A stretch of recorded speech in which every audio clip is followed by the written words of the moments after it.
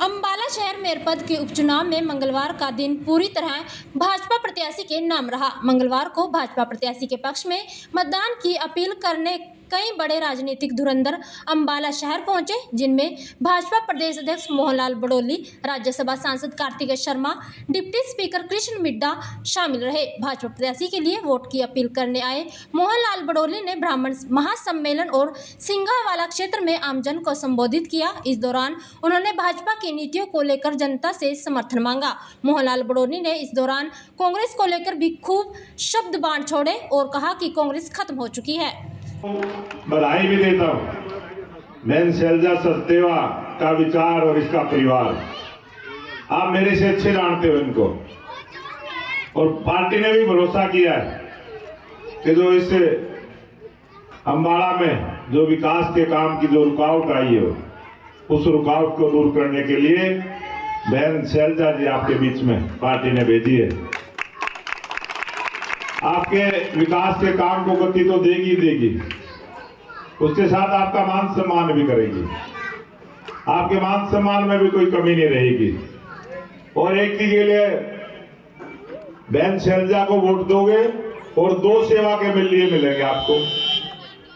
संदीप है ना नाम उनका, संदीप भी एक ही के लिए फ्री भी मिलेगा आपने, तो दो मिलेंगे। आप वोट एक दोगे, सेवा करने वाले दो हाजिर रहेंगे।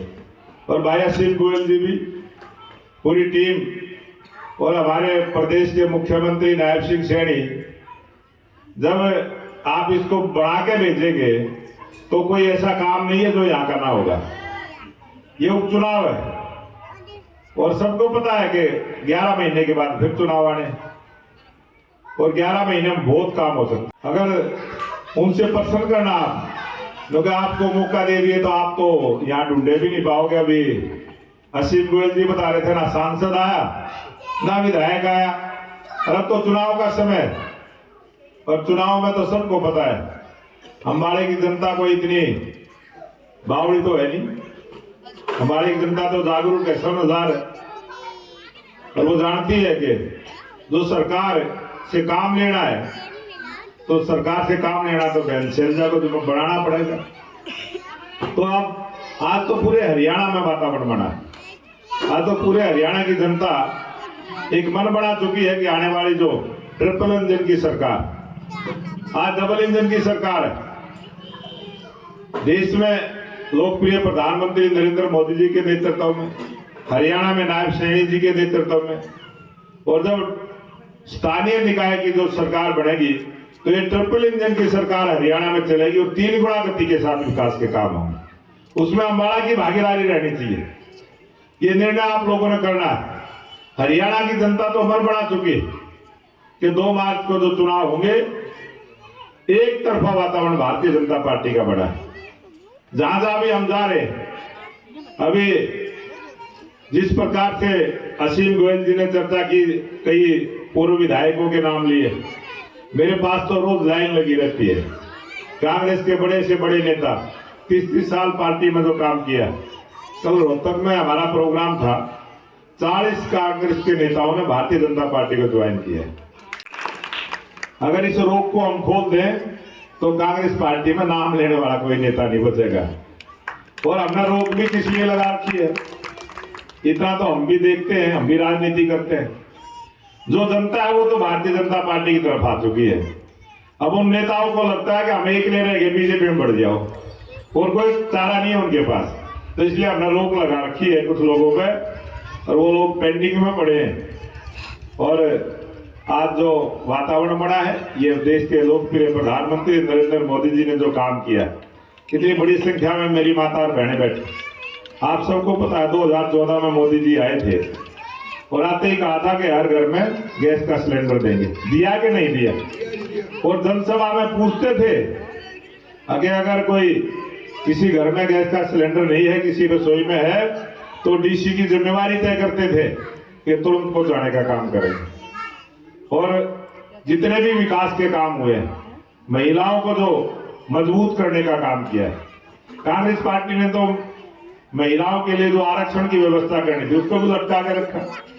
देश के प्रधानमंत्री नरेंद्र मोदी जी ने तो जो नई संसद बनाई वो भी महिलाओं को समर्पित की और अधिवेशन बुला के महिलाओं को 33% का आरक्षण देने का काम किया। और हमारे हरियाणा में तो पूर्व मुख्यमंत्री मनोहर लाल जी ने उससे भी आगे बढ़ के काम किया था। महिलाओं को पंचायतों में 50% का आरक्षण देने का काम किया।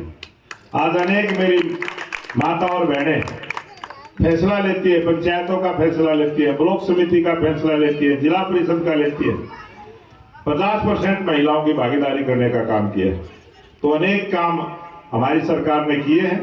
और मैं निवेदन करूंगा कि 2 मार्च का, क्योंकि जहां उपचुनाव होता है वहां थोड़ा सा वोट परसेंटेज घटती है, तो मैं आप सबसे निवेदन करूंगा कि एक नारा लगा दें कि पहले मतदान, तो पहले वोट डाल के आओ, वोट डाल के आने के बाद फिर नाश्ता कराओ, फिर आप वोट डालने के लिए जाओ।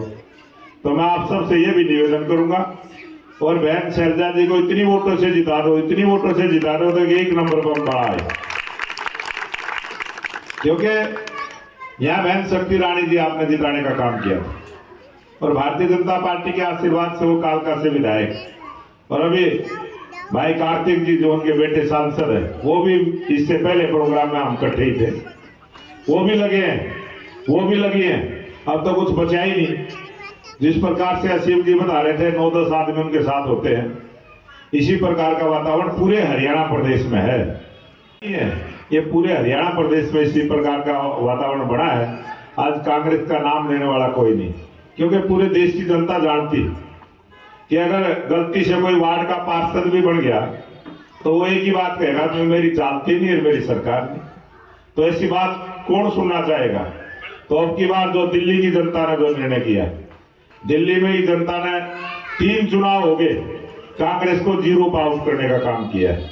खाता नहीं खोल पाई कांग्रेस, तो इस चुनाव में कांग्रेस पार्टी अपना खाता नहीं खोल पाए। इस प्रकार का फैसला आप सबने करना है।